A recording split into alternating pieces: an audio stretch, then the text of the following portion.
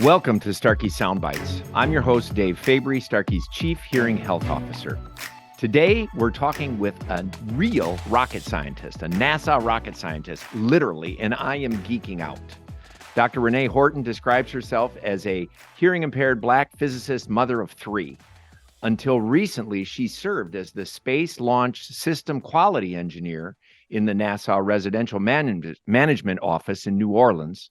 But her new title, however, is even more unpronounceable, and it is Airworthiness Deputy of the Electrified Powertrain Flight Demonstration Project. I don't even know how you fit that on a business card, but I just We don't write it out. You don't write it out. Okay, yeah, because I was going to say, you can't fit that whole title. I was going to offer a friendly amendment. I love the title, but why don't you just change it to adept and say you're very capable at your job and just call it the Airworthiness Deputy of the Electrified Powertrain Team? And just say, you know, you're very well qualified for that role. And we'll talk a little bit about your background in a minute, but I am delighted to have you on the podcast today. I'm also pleased to know that you have been recently fit with Starkey Genesis hearing aids. Dr. Horton, we're honored to have you on the podcast, and thank you for joining us. Thank you for having me. It's actually great to be with you and to actually finally get to talk about my beloved Starkey hearing aids that I absolutely adore. Oh, that's great. How long have you been wearing them? I got them in July timeframe. Okay. So late June, July timeframe. So what is that, about 4 months now? Yeah, about 4 or 5 months. So that's awesome. And we'll talk about that. But first, you know, I have a million questions, or maybe you might even say millions upon millions of questions. But let's start with your life and career, because your story is quite remarkable. What inspired you to become a physicist? So most people, like if you hear my other physicist friends, they'll be like, they dreamed about these things, or it was like in there. And I was like, that's not my story at all. I was very inquisitive as a child. My dad and them just allowed us to really explore and dig in and do all kinds of things without having to have a direction. And so physics was not like that number one thing for me. I wanted to be an astronaut. At 9, I got a telescope, and it was the first time I realized like there was so much more than just us where our feet are planted. And so as a child, you think about your backyard or, you know, somebody else's backyard, and that's your space and that's your world. But that telescope kind of opened it up like, yo, like there's so much more than just us here. So I wanted to be an astronaut. At 17, I actually found out that I had a hearing loss, a significant enough hearing loss that it did not qualify me for the Air Force ROTC, which I was a part of at that time. And it also was going to disqualify me as an astronaut. Well, dropped out of college, became a mother, a wife, in that order, and became a mother and a wife, and then dropped out. And we moved to Germany, and we lived there for 3 years, and then we came back. Well, my marriage really didn't work out. Now I'm a mom of 2. And I decide, you know what, I'm going to go back to school after I have my 3rd kid. And so I go back to school. And while I was in undergrad as an electrical engineer major with a minor in math, I had gone to a physics conference called the National Society of Black Physicists. And it was the first time sitting in a room where there were these really smart people who looked like me. So physics is white male dominated, but to be in a space where everybody, almost 98% of the people in that room looked like you with the same intellectual capability and talking these deep intellectual conversations like string theory and black holes and multi-universes. And I was like, yo, I found my tribe of people. Yeah, for the first time. I mean, there's a saying, you can't be it if you can't see it. And to really be inspired by seeing people like yourself had to have been quite a revelation at that moment. It was just a true revelation. And, you know, and I fast tracked that story, but in part of that, in going back to school, I had to like accept my hearing loss, own my hearing loss. I got fitted for hearing aids when I finally went back to school. And that was even a very different journey because I had found my tribe of people, but even within that tribe of people, I was still very different. Mm-hmm.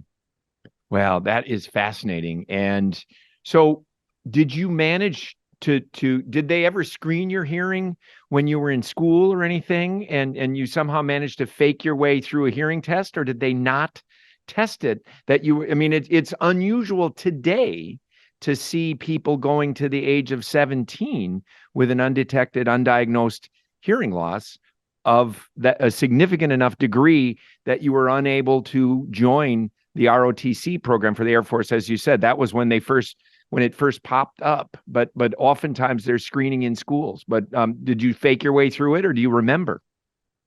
So I have a cookie cutter bite hearing loss to where my hearing is in the speech range. And I don't think people really understood that maybe when I was coming up, but even with my daughter, who is now 25, we knew she had the same exact symptoms that I did, but yet and still she was still pairing her hearing test. So the catch is I hear highs and lows on the extreme ends. So when they're beeping, I hear all of that. Yeah. I still hear birds naturally too. So that part I hear. It was in the speech range. And so what people don't understand is that when you were saying the words and I'm looking at you in the screen, subconsciously, I'm probably reading your lips. So I've been reading lips since I was little. So that probably was the first sign that there was something wrong, because I've been reading lips when I was little. Well, I was also labeled gifted after being in speech therapy. So I was in speech therapy for several years for yelling loud enough to probably hear myself, right? Yes. And so I had vocal nodules and all of these things on my vocal cords, and I was always hoarse. And they taught me how to meter my voice and how to feel the vibrations. And I went through speech therapy, and they were like, she needs to be tested for gifted. Then I got tested for gifted. The catch is when you're on the other end of the spectrum, they really believe you are self-sufficient.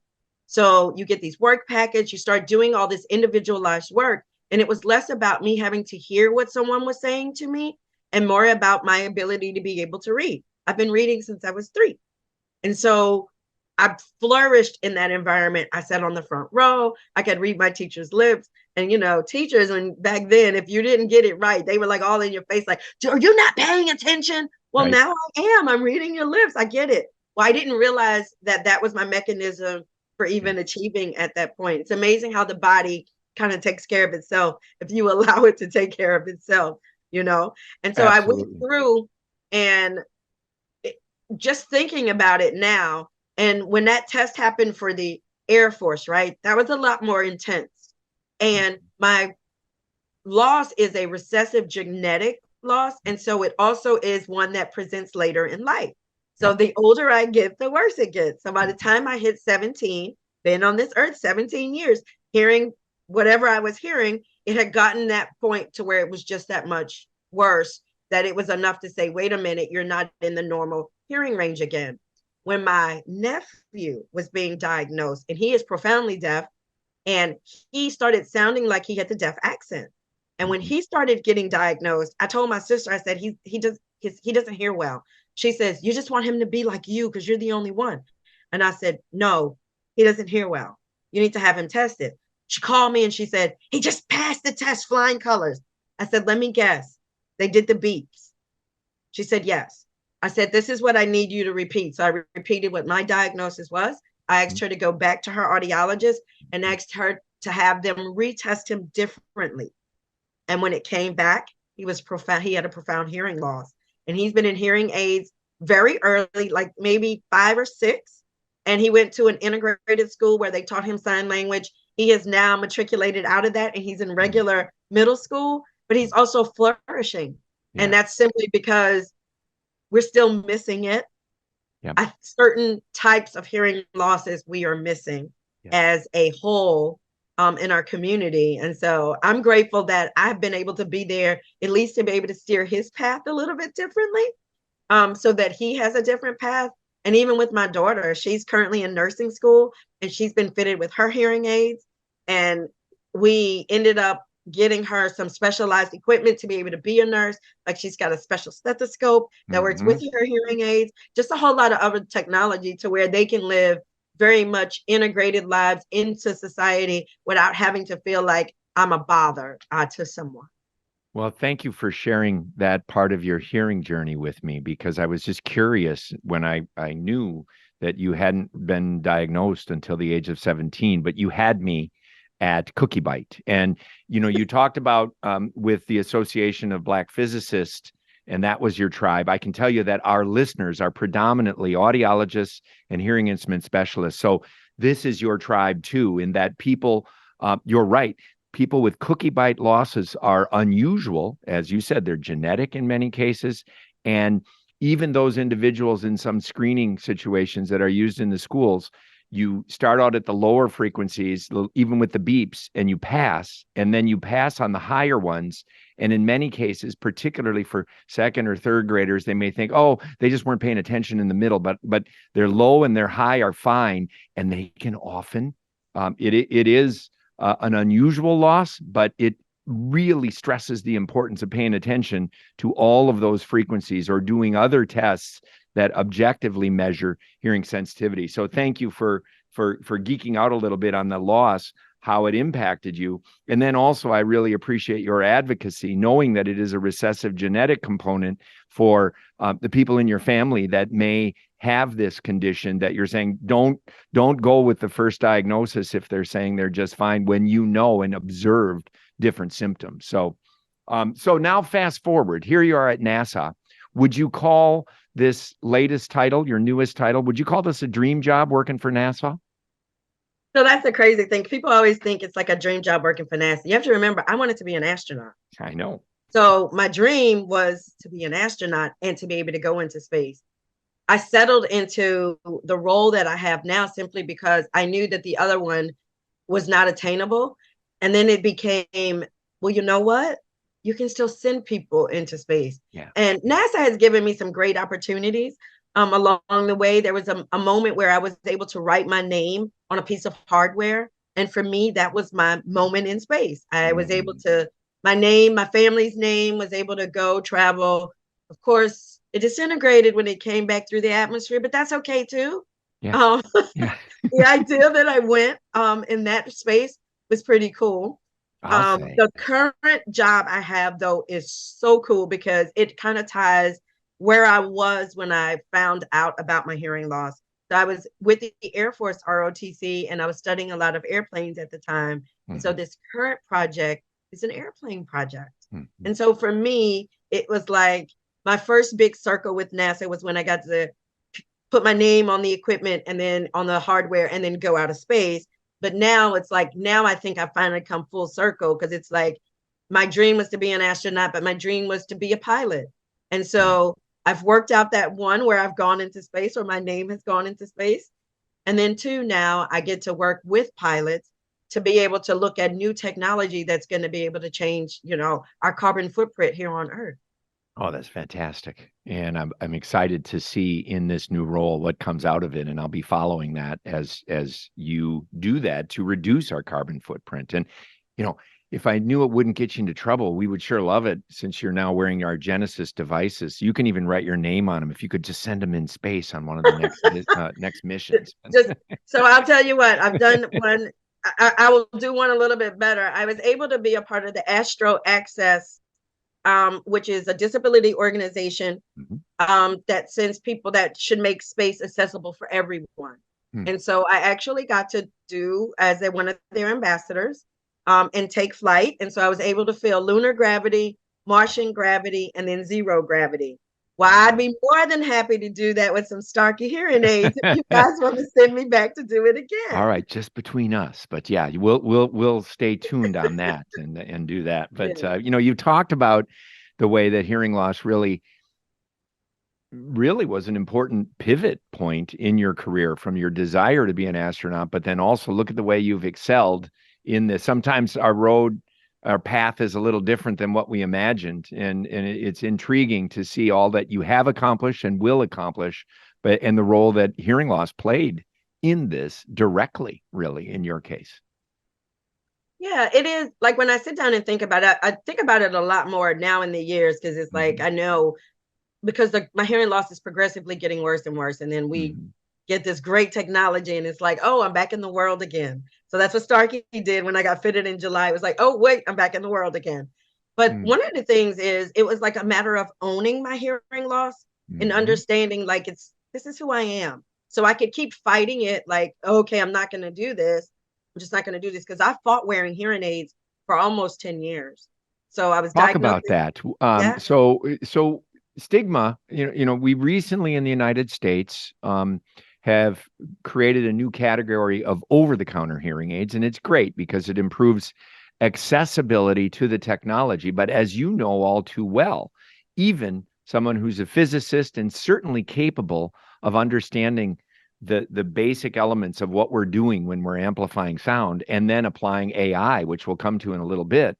But we think that the role of the professional in really helping determine what styles are most appropriate to do and understand the adjustments and understand what people's fears are, concerns. I think, and we see that stigma remains probably the biggest barrier for use of hearing aids. And I'd love you to talk a little bit about why it is that you waited 10 years. It's a very common story, particularly among younger people, but of people of all ages. No one ever thinks of themselves as old. Now I fit into a category where I'm older than the average hearing aid first time user. And yet I still think, well, I'm probably still too young. But why is it? What delayed that decision of 10 years from the time that you knew you had a loss to really accepting your loss as you framed it? You see what you just said? Like, oh, I'm still not old enough for No, them. I said it just Yeah, facetiously. I wear no, them. no, but that's the thing though, right? Yeah. When I was diagnosed, I was like, that's for old people. Like, I didn't really even understand, like, there were different degrees or leveling, or even trying to understand the fact that, like, mine was a genetic thing, right? Yeah. And so it was bound to happen no matter what, right? Yeah. And so for me, it was like, I don't want that big thing behind my ear. I don't want people to think I'm not capable. Yeah. And so that was the stigma that I had to work through to say it doesn't really matter what other people think. Like, I need it and it's going to be able to make me more successful. And so I had to work through that. But for those 10 years, I had no desire to put them on. I struggled through my marriage. It probably is one of the causes of my marriage ending. But I even struggled through my marriage. I struggled through relationships, friendships with that, because people would be saying things and I would just be nodding or agreeing, and then I wasn't following through. And so people would start questioning my character and questioning who I was, because I'm not really following through on the things that I had either said or agreed to, right? And so after about 10 years, it was like, I'm gonna have to do something different. Like, Yeah. I'm gonna have to deal with it. But I still approached it in a very scientific way, because it wasn't, let me just go get hearing aids and do this. It really was, I needed to understand what my hearing loss was and why, for me, it didn't make me inadequate to do the other things that I was dreaming or wanting to do. Such a important message for people who are, and we do have, I said it's largely hearing care professionals that listen to this podcast, but we do also have a lot of potential hearing aid users or hearing aid users that tune in also. And your message is so important. And I could easily see why for you, the stigma might have even been greater. You're young. You've been told you have a hearing loss. You talk about stigma, but you had a tangible change. They said you couldn't do what your lifelong dream up until that point, what you desired to do. You were told, nope, you got a hearing loss, you can't do it. And I get that they have to have requirements, but I think really we need to look at embracing change in that if you look instead at what's the natural state of your hearing versus how well you could hear if you were properly fitted with hearing aids, can you still do the job? And we've seen that with firefighters and police officers, and we need people to be able to hear for safety purposes, and certainly for an astronaut as well. But it really should be looking at the aided performance more than the unaided performance. But I can only imagine to have your dream crushed at the age of 17, and then that 10-year delay is much more understandable in your case. But thank you for sharing and being vulnerable to sort of admit that it did change the trajectory of your personal and professional life. It made me feel inadequate. Yeah. Like, not really truly understanding, like, this had less to do with me or my intellectual capability and more to do with how I was wired. Yeah. Right. Yeah. And so when I went back to school, and it was like I went back with a vengeance, so I was like, I'm gonna reclaim my life. right? It was like that. But when I went back, I also went back with the healthcare professionals who fitted me and who walked me through that were amazing. And they were Yeah. at the university at the time. Hmm. And so but they were amazing. And so I could go back to them and say, look, I'm struggling with this. Can you tell me, is this something that the hearing aids are going to correct? Or is this something I need to adapt to, or something I need to find a way around? And they were so good because they were like, you know what? We could probably make a tweak or two, but you may need an accommodation for that, or you may need this. And so they made it really clear, like which circumstances were going to be hard to hear in. People who speak English as a second language, Hmm. that is extremely tough for me. Like they helped me understand, like even what hearing really was. Like a lot of people think, oh, I heard the sound in my ear, it's my ear, it's my ear. And it's not that at all. It's like you get this sound wave, the sound wave goes in, and then your brain determines Right. what that sound wave means. And so your hearing is based off of, I always liken it to a puzzle piece. The words come in, your brain says, oh, I know that one, plug, plug, plug. And now you have a sentence. And my brain was saying, oh, wait a minute, we think it's this, we'll plug it there. And then I read the sentence and it's like, that makes no sense whatsoever. Like, where did I miss that one up or mess that one up? Like, once I truly understood what hearing was, right? But it was my healthcare professionals who were patient and kind Hmm. that Well, did that for me and got me through that.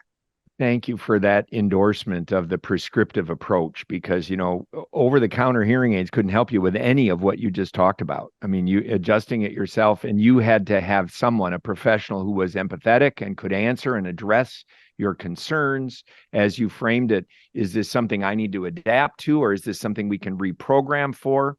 And I'm so glad that you encountered such professionals who were able to not just immediately start making adjustments, but to talk to you about what your challenges and questions were before just fiddling with the dials. And it's so much more than that to be able to understand the ecosystem that you're facing in your work environment, your home environment, and to be able to say, we can adjust for this, we can adjust for that. And you can't get that off of an end cap at a store in an over True. the counter. I can So honestly say the professionals along my journey just have been just amazing in making sure that I'm able to do those things. So for the listeners out there that are not here or not professionals, and if you are like at your beginning journey, make sure you are actually opening your mouth and stating like, this is what I want out of this. These are the type of environments that I'm in, and this is where I'm having the most struggle at. fantastic advice. And, the other thing that you said that's so powerful is, the ears we think of as sensors. They're picking up input the same way your eyes are picking up visual impulses, but your brain is where everything gets integrated and sorted out. And a lot of people don't consider that. It's not just hearing at the ears. It's got to be the brain, the best engine that ever has been ever made, is what sorts out and puts all of that together. Lip reading, like you said, hearing, they go hand in hand, and it's really important to consider that framework. That this is where the real power occurs and magic occurs. So let's pivot a little bit into Genesis AI and some of your impressions. You've been fitted since July.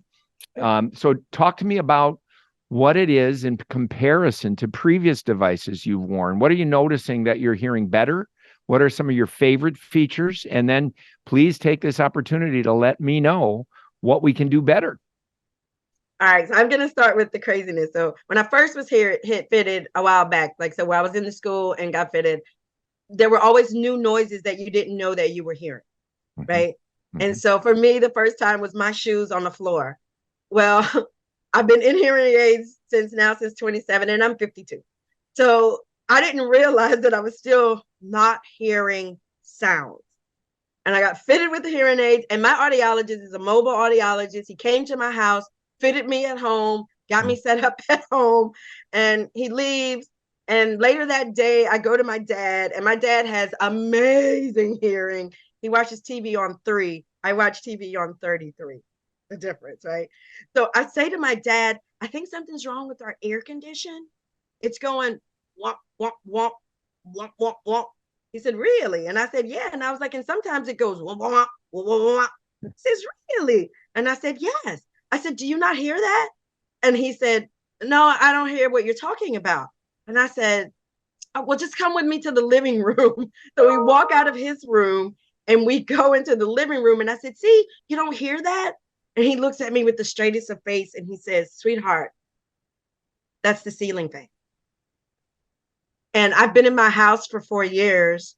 I had never heard my ceiling fans or the rhythm of the ceiling fans and how they're different from room to room. And I was thinking, oh, I don't want this new hearing. So I called a friend of mine and I was like, you're not gonna guess this. I heard my ceiling fan today. And she said, have you never heard that? And I said, well, no. She says, well, welcome to the hearing world. And so sitting in my home, I was just amazed at just the natural sounds of my home that I didn't know that I wasn't hearing. I could hear the train now passing a couple of miles over, the cars, the sirens. I was like, and my dad was like, how do you not, like he didn't realize I had not heard those things. And I didn't realize that they were as loud as they were, and that I was missing them. I absolutely adore my wind chimes. And it took readjusting to my wind chimes once I got refitted, because it was like, oh, that was a little bit louder than I thought it was. So I must be driving my neighbors crazy. I didn't, it was just it was a very different change. But even wearing them, I did my Freedom to Read. I have a book program where we give away books in the community, and it's called Freedom to Read. And I did my first book giveaway after being fitted with the hearing aids, and I was very nervous. So my volunteer team is very aware of the anxiety that is normally associated with the book giveaways, because kids are telling me their names, parents are asking me to do things. There's like multiple conversations, and it's just like crazy in the environment. And my team, we've devised ways, like we have little pieces of paper and somebody will stand in line and have the kids write down their names. And, and after about 30 minutes or so, we realized I wasn't struggling. Like I was having normal conversations and I was hearing people, and I was able to turn left or right because people were saying things in other directions that I was responding to. And people were saying things behind me and would say my name, and my brain would say, hey, smarty pants, they just said your name. And then I'd turn around and I said, can you repeat what you said? I heard you called me. And then they would repeat it. And so after about an hour, this thing is 3 hours. So after about an hour, my team came in again and they said, do you need somebody at the table for the kids' names? And I said, no. They said, wow, are you serious? Wow. And I went, yeah. And so just the technology is so amazing that are in these, that I was just completely blown away. I was almost in tears during the giveaway, because it hit me during the giveaway, like what was happening. And then afterwards, like when I was sitting up there talking to them, I was in tears. They were like, are you okay? And I was like, you guys don't understand. Like, it's one thing to have you guys go with me. I've been traveling with somebody for the last 5 years with me to make sure that when I'm in certain situations that I'm hearing what I actually heard. Like, we've got a system down to where people will stand behind whoever's talking and they will mouth whatever somebody else is saying sometimes. And then I'm reading my assistant's lips versus truly listening to the child or the parent actually talking. So we put all these mechanisms in place, but these last couple of months have been amazing because I've done a few talks in public and I haven't had to have, now my assistants are still going because they're like, we're still going. But I haven't had to depend on them like that. And my level of anxiety definitely has been reduced greatly. Oh, that is so great to hear. And I hope that path continues. And even as you acclimate, the brain takes, up to 6 months to acclimatize to a new way of processing. And I'm an audiologist as well. And that is one common theme among patients that we're fitting, who were wearing different technology with this device, is how soft sounds are audible but natural. They're not overwhelming, but they're realizing, wow, maybe at first, they're like, wow, that's louder than I remember, like you said. But then after a while, they realize it fits into their residual dynamic range in a very natural manner, and they're able to converse, as you said, and communicate much better. Why are you laughing? Because I just realized I no longer hear the ceiling fan. Oh, see, the brain starts I to just tune it out. Yes. yeah. So I actually Yeah. no longer really hear. Uh, And it just hit me when you said your statement though, yeah. that they'll become natural. So Yeah. I no longer hear them the same. Oh, that's so remarkable, and thank you for sharing that. I know one of your other initiatives has been Lighthouse Louisiana, and that's really been designed. I love the Freedom to Read initiative, and as a new grandparent, I have a 5-month-old granddaughter now, and I plan on reading more with her now that I have a little bit more time than I've had earlier with my daughter. I have more time for my granddaughter, which shouldn't be, but it is what it is. And so I love that one. But the Lighthouse Louisiana specifically, could you talk about the focus for Lighthouse Louisiana? So Lighthouse Louisiana is a nonprofit here in Louisiana that focuses on disabilities, uh, blind and deaf, and other disabilities, but they're highly focused on the blind and deaf and getting them into the workforce Yeah. and providing just a way and a mechanism for them to be in society like they Yeah. should be. And so we get to affect policy change at the Capitol level. I've gone into Congress a few times to be able to, our representatives here to be able to talk about, what it is and what changes actually need to be made. I get my voice heard along ways where people may do displays or put up new different things along the city, and I get a chance to be able to reflect. That's not really how we probably should do that, or we should consider doing X, or maybe some things differently to make sure that folks with disabilities are actually being included, one, in the conversation, but two, are being included in normal everyday life. Yeah, I love that you're doing it on policy and then on inclusion, and then really you're a role model. Have you had an experience yet where when you've been participating in the Freedom to Read initiative where you've encountered a child who has a hearing loss, who recognizes that you're wearing hearing aids now? Have you had that happen yet? Because I guarantee it will happen if it hasn't yet. It has, and it was such a powerful, moving moment for me. Mm.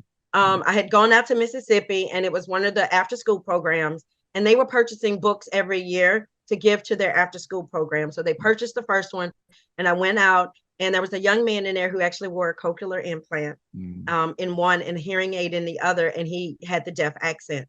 And it was amazing to him because we have this doll, like a little plush toy with hearing aids on it. And so he was amazed that the toy had the hearing aids. And then someone pointed out to him that I had hearing aids. And then he was like looking, and I pulled it out and held it in my hand. And then I put it back, and it gave him the confidence to read. So the teacher said that he normally would not read out loud because of his accent. And one of the kids kind of laughed at him, and I stopped him right then. And I said, he has a special accent because his ears are special. Like my ears are special, but I don't have that accent because my loss was later. I was like, so we should be cheering him on to be able to read out loud versus making fun of him. And I said, and you're his friend, right? And the student said, yeah. But he sounds funny. I said, you sound funny to me. I was like, so I'm not going to laugh at you, and I don't think you should laugh at him. But that kid hugged me at the end of that, and his mother reached out like 4 months later and said she was so amazed that he could read the way that he could because he never wanted to read out loud. And after our interaction and the book, because each child got a book, he said he holds that book and he says, she's deaf like me. She can read out loud, so can I. And so that was my first big one, encountering a child with hearing loss. Since then, I've been interviewed by other children who have hearing loss. And like I said, my nephew wears hearing aids. And so my sister calls me all the time with stories from his teacher. His interaction with me is like, I'm the boring aunt and like, whatever is whatever. But he talks about me with so much pride to his teachers. And so those teachers are like, does he really have an aunt who works for NASA? And my sister was like, yeah. And they're like, and does your sister have a hearing loss? And my sister's like, yeah. And she was like, and your sister wears hearing aids? And they're like, yeah, why? And she was like, because Shane was talking about her. She says, but his face lights up when he talks about me. But he's not like that with me. Yeah, but that's okay. Yeah. And so that idea alone is what kind of keeps pushing me to want to do the work that I do. Love it. and actually putting myself out there. It's really hard though, being transparent sometimes and having to be vulnerable in that space, because it also allows people to understand what I consider to be my flaws, right? And the fact that I have to talk about anxiety, and I talk about this so that parents understand that the children have a level of anxiety with trying to be inclusive in the world around them versus the world trying to include them. Wow. I love that message, and that your willingness to continue to be vulnerable about your hearing loss in the greater good, for the greater good of knowing that you're making an impact on your nephew and others that you're involved with your philanthropic work. I know that you're an author and you have a book series on Dr. H for kids. Can you talk a little bit about, I do have one suggestion for maybe one of the next books in your series. I don't know if you'd get in trouble with Dr. Seuss, but I was thinking you could do a Dr. Horton, here's a who, what, when, where, or why book on what it's like dealing with hearing loss. So we do have one in the making that we talk about hearing loss and what that is. Kind of in the book, though, she goes like from state to state.